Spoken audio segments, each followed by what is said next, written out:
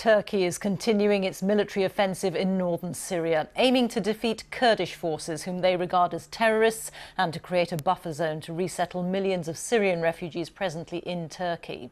The conflict erupted after Donald Trump withdrew US forces, creating a vacuum in Kurdish-controlled areas into which Turkey stepped.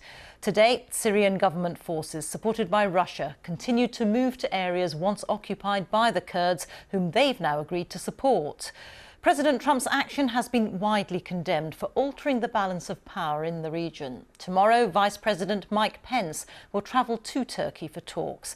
Our North America editor John Sopel reports now from Washington.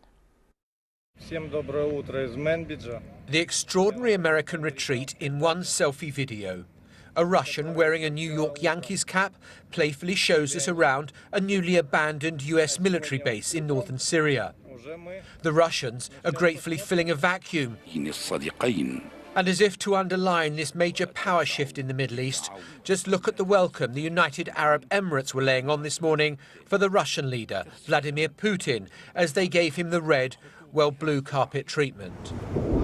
But it's a very different picture on the ground in northern Syria, where the Turks continue their bombardment. And don't think it's just Kurdish fighters that are the target.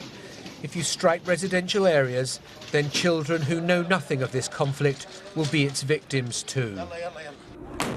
The fighting has prompted the UK to join some other European nations in suspending arms sales to Turkey. In Washington, the president has faced a barrage of criticism, and there are signs the pressure is beginning to tell, with tougher sanctions being imposed against Turkey. We want to bring our soldiers back home, and we're being very tough on Turkey and a lot of others. We're asking for a ceasefire. We put the strongest sanctions that you can imagine, but they get a lot. We have a lot in store if they don't have an impact.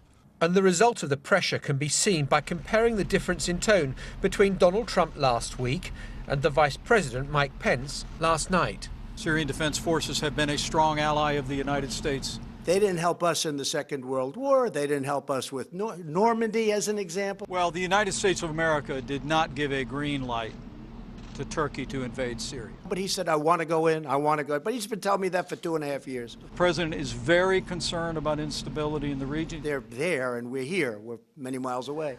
The ledger on Donald Trump for these past 10 days is pretty harsh. He stands accused of betraying America's Kurdish allies, of allowing Islamic State to regroup, of creating a humanitarian disaster, of giving Russia, Syria and Iran a major strategic victory. On the upside, he is bringing 1,000 US troops out of Syria, but they're not coming home. They're being redeployed to Iraq.